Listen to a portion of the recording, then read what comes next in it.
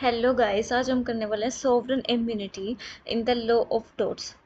Sovereign immunity हम कई जगह पढ़ते हैं, कॉन्स्टिट्यूशन में भी पढ़ते हैं, एडमिनिस्ट्रेटिव लॉ में भी पढ़ते हैं, बट आज हम जो कर रहे हैं वो लॉ ऑफ टोट्स में कर रहे हैं। तकरीबन सभी जगह ये चीज़ें सिमिलर सी ही हैं, बट लेट्स स्टार्ट।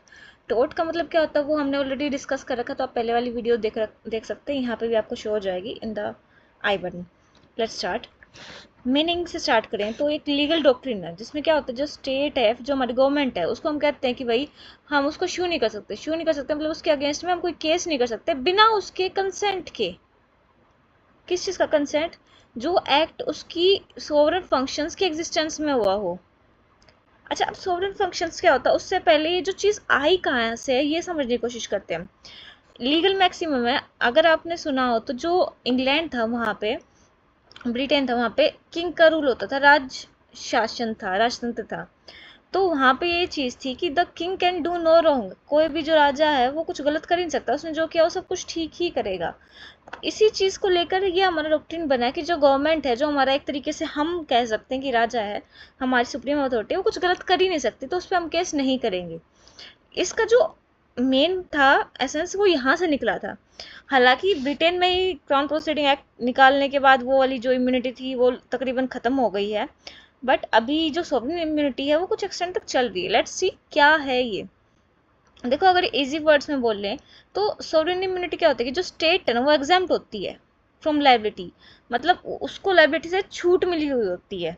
उसका जो भी टोर्टियस एक्ट्स वो करता है, किसके थ्रू? अब जो स्टेट है वो खुद काम नहीं करता, उसके सर्वेंट्स काम करते हैं। जब वो सर्वेंट्स सोवरेन फंक्शंस परफॉर्म कर रहे होते हैं, उस टाइम पे उनसे कुछ रॉन्ग हो जाता है। रॉन्ग, टोटस रॉन्ग में क्या हो जाए, सिविल रॉन्ग हुआ, जिससे किसी का legal right damage, legal right में हार्म हुआ और उससे कुछ ना कुछ डैमेज हुआ। ठीक है।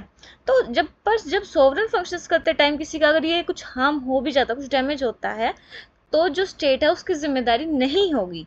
ये बात ये बोल रहा है। अच्छा, बट क्या बात हुई कि जब वो कमर्शियल या फिर वेलफेयर फंक्शंस कर रहा है, जिसे हम बोलेंगे नॉन सॉवरेन फंक्शंस, तो उन केसेस में जो हमारा स्टेट है उसकी लाइबिलिटी हो सकती है।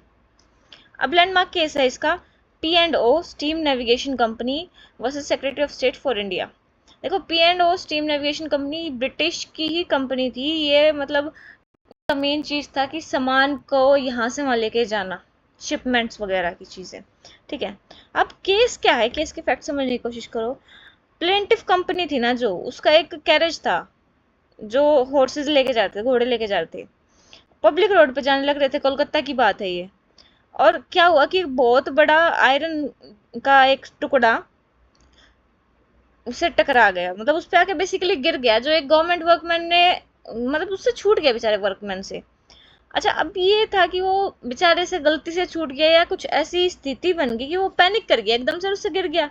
चाहे उसकी इंटेंशन नहीं थी, बट जो कंपनी थी, कंपनी का तो कैरेज को नुकसान हो गया ना। तो इस केस में क्या हुआ कि जो कंपनी है, मतलब उसको क्लेम मिला लगभग 350 रुपये डैमेज के रूप में। ठीक है। अब बात क्या हुई कि भाई कैसे, हमने अभी अभी जस्ट डिस्कस किया कि सोवरेन फंक्शंस में नहीं दिया जाएगा इनको, मतलब बच जाएगी स्टेट, तो फिर अब क्या हो गया? तो ये चीज़ नॉन सोवरेन फंक्शंस में कवर हो रही है।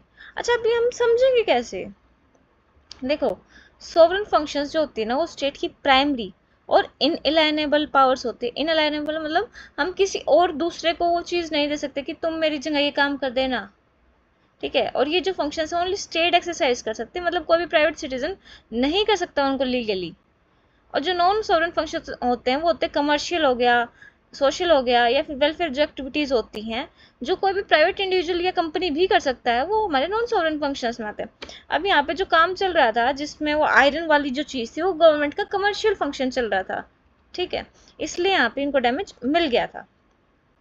So, if a government employee commits a civil wrong, tort, during a non-sovereign function, the state is liable just like a private employer. जैसे एक प्राइवेट एम्प्लॉयर की मास्टर सर्वेंट की उसमें liability होती है, उसी तरह से गवर्नमेंट की भी होगी।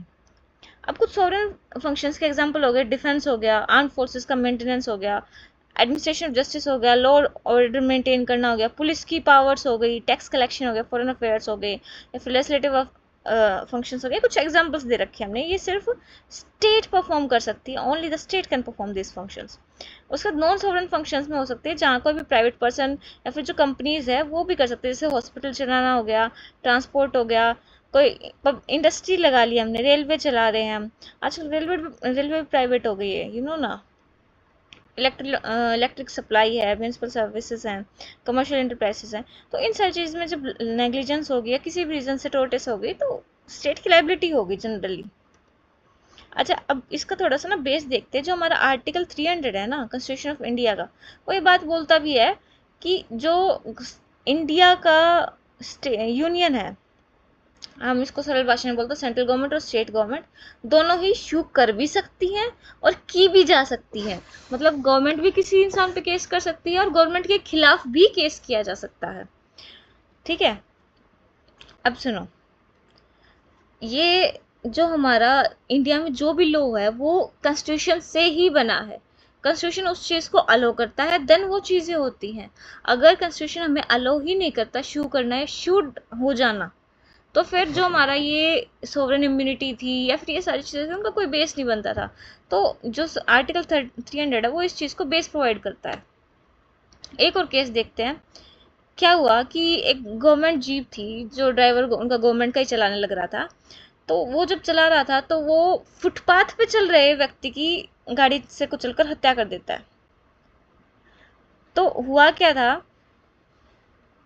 कि जो स्टेट है उसको लायबल माना गया था, और कारण ये था कि जो हम यूज़ कर रहे हैं स्टेट के व्हीकल्स का, वो हम सोवरेन फंक्शंस में यूज़ नहीं कर रहे भाई, हम लोग एडमिनिस्ट्रेशन वगैरह उन चीज़ों में तो यूज़ नहीं कर रहे ना।